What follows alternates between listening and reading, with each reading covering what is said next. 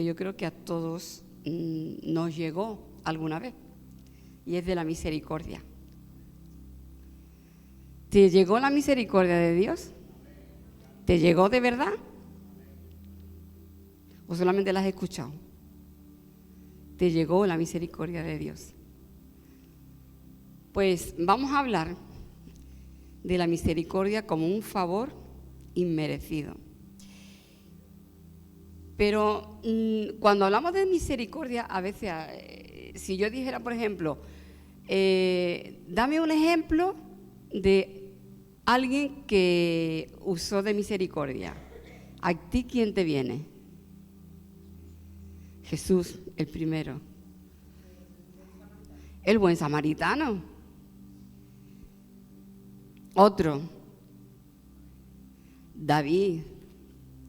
Otro, podríamos decir, el padre del hijo pródigo, que lo recibió enseguida, ¿no? Tuvo de él misericordia, aunque no se lo merecía.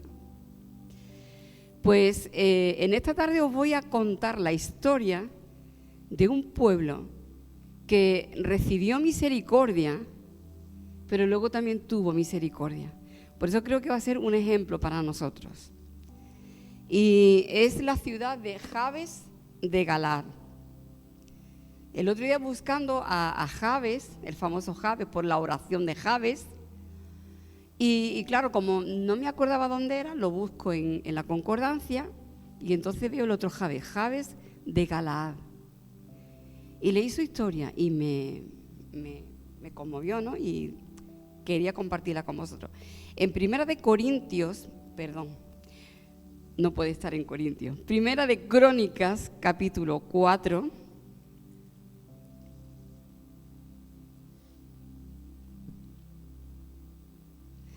Bueno, Primera de Crónicas, capítulo 4, versículos 9 y 10, ahí está Jabes y la oración de Jabes. Pero de la ciudad de Galaad está en Primera de Samuel, capítulo 11. Eso por si queréis recordar, como me pasó a mí que no me acordaba, y lo apunté, por si queréis tener la oración de Jabes, que también es algo muy bonito. Pero la ciudad de Jabes de Galaad está en Primera de Samuel, capítulo 11. En el versículo número 1 ya comienza diciendo: después subió Naas amonita y acampó contra Jabes de Galaad. Y todos los de Jabes dijeron a Naas: haz alianza con nosotros y te serviremos. Y Naas amonita le respondió: con esta condición haré alianza con vosotros, que a cada uno de todos vosotros saque el ojo derecho y ponga esta afrenta sobre todo Israel. Bueno, para ponernos un poco en situación, estamos en el tiempo de los jueces. ¿Sabéis lo que ocurría en Israel en el tiempo de los jueces, no? Lo dice la palabra. Ellos estaban sin rey, solamente jueces, repartidos por diferentes territorios, y dice la palabra que cada uno hacía lo que bien le parecía. Y así le iba al pueblo de Israel. Cada uno hacía lo que bien le parecía. Entonces el pueblo pide un rey. Dios le concede la petición y escoge a Saúl como rey. Pero ahí en esas entremedias, ¿no?, encontramos a ese pueblo, a Jabes, que se encuentra, digamos, rodeado, sitiado por el enemigo. Los amonitas estaban ahí, se lo querían comer con papa frita. Y ellos dijeron: aquí morimos. Entonces, cuando tú dices: aquí lo único que me queda es morir con este enemigo que tengo delante, ¿qué se le ocurrió? Bueno, pues vamos a hacer un pacto con ellos. Y le dijeron: vamos a hacer un pacto contigo, dinos qué quieres, hacemos un pacto contigo y nosotros te serviremos. Es como diciendo, pues antes de morir por lo menos pues lo serviremos a él. Y uno se pregunta, ¿dónde tenían a Dios en todo esto? Cuando por no morir estaban dispuestos a hacer un pacto con el mismo enemigo. Y bueno, yo pensando y digo, quizá de ahí viene esa expresión, ¿no?, cuando muchas veces te dicen: esto te va a costar un ojo de la cara. Porque el pacto que ellos querían hacer con ese enemigo, el enemigo les dice, vale, vamos a hacer un pacto con vosotros. Pero ¿cuál va a ser el precio? Sacar el ojo derecho. Sacar el ojo derecho. Eso como que hace reaccionar al pueblo. Y le dice, dice, mira, nos lo vamos a pensar 7 días. Déjanos 7 días. Pero ¿sabes qué hizo ese pueblo en esos 7 días? Lo que tenían que haber hecho desde el principio. Se fue a buscar al resto del pueblo de Israel. Se fue a buscar a sus hermanos a pedir ayuda. Entonces ellos se van a pedir ayuda, están ahí como llorando, gimiendo, clamando, por favor, venir a ayudarnos. Y llega a oídos del rey Saúl. Y entonces el rey Saúl levantó a todo el pueblo de Israel para venir contra los amonitas y destruirlos, vencerlos y liberar a Jabes de Galaad. Los dejó libres. ¿Y sabes para qué sirvió esto también? Para que el propio rey Saúl afirmara su reino. Porque estaba en ese momento en el que, claro, por primera vez el pueblo de Israel iba a tener un rey y muchos decían que sí, otros decían que no les gustaba. Sabéis lo que pasa, ¿no? Eso es tendencia humana. Cuando alguien se va a poner de líder en un lugar, siempre hay alguien que dice, a mí no me gusta. A mí no. ¿Y este quién es? A mí no me gusta.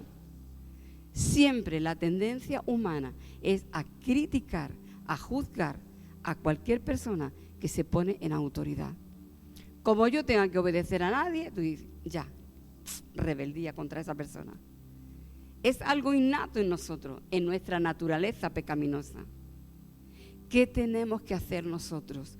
Buscar a Dios. Lo que menos tienes que hacer cuando viene la tentación, cuando el mundo te ofrece pactos, cuando el mundo te ofrece amistad, cuando el mundo te tienta con algunas ofertas que hace el mundo, lo que menos tienes que hacer es transigir con las cosas del mundo, porque te costará un ojo de la cara. En principio, porque luego te costará la vida. Entonces, nunca transijas con el mundo. Nunca que nadie te venga ofreciendo cosas del mundo diciendo, mira qué bueno, mira qué ventaja vas a tener. Nunca se te ocurra hacer pactos con el mundo, porque es hacer pactos con el mismo diablo. Porque el mundo está gobernado por el diablo. Es el príncipe de este mundo.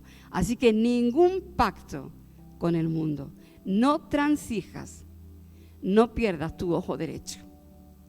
Busca a tu iglesia, busca a tus hermanos y cuando tengas una necesidad que te supera a ti, busca a tu pueblo, busca al pueblo de Dios y busca a la autoridad que Dios ha puesto sobre el pueblo de Dios. Y ellos se van a unir. Y el líder que Dios ha puesto sobre el pueblo, Dios le va a dar sabiduría y lo va a capacitar para vencer a ese enemigo con el que tú no podías.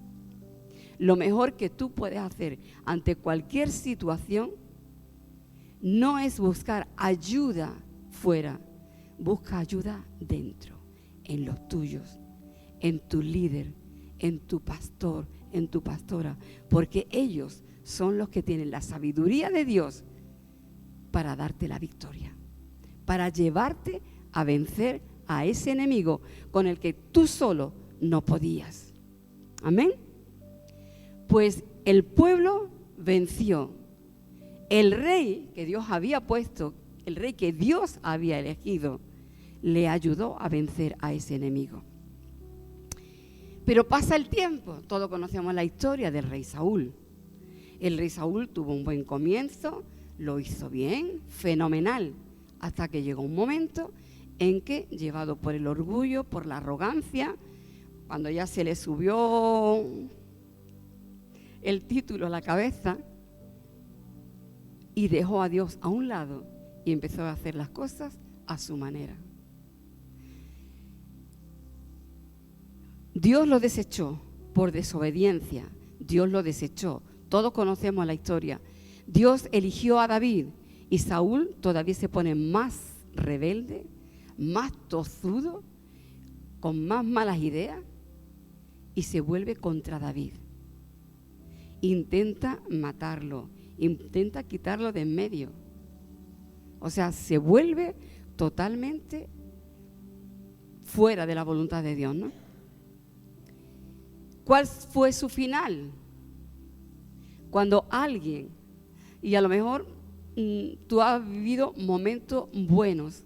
Todos conocemos, ¿no?, de personas que empezaron en los caminos del Señor, que el Señor los levantó, que tomaron incluso responsabilidades, que supieron estar ahí, que supieron hacerlo bien, pero de pronto cuando entra el orgullo, la vanidad, el decir esto lo hago yo, a mí ya no tengo que buscar a nadie, a mí ya no me sirve el pastor, no, ya yo sé caminar solo, que fue lo que le pasó a Saúl.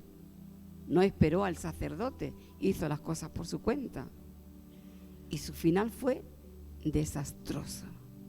Yo creo que nos tiene que servir de ejemplo, de mal ejemplo. Decir, así es como no se hace.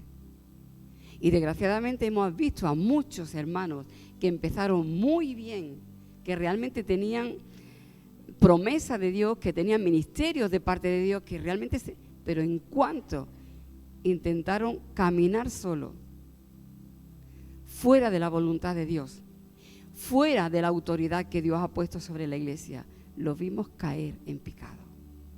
Pero lo más lastimoso es que luego no quieren reconocerlo y siguen cuesta abajo, ¿no?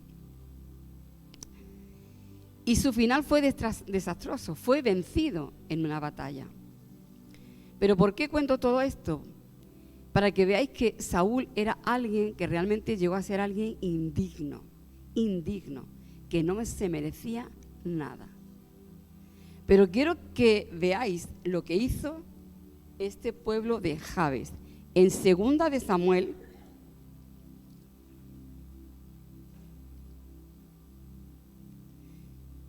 Samuel, capítulo 1,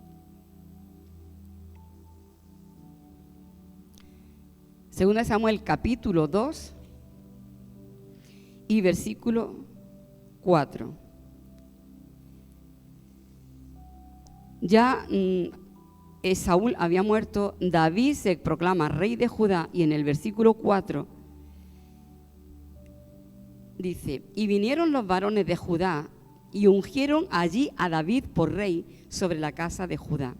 Y dieron aviso a David diciendo, los de Jabes de Galaad son los que sepultaron a David.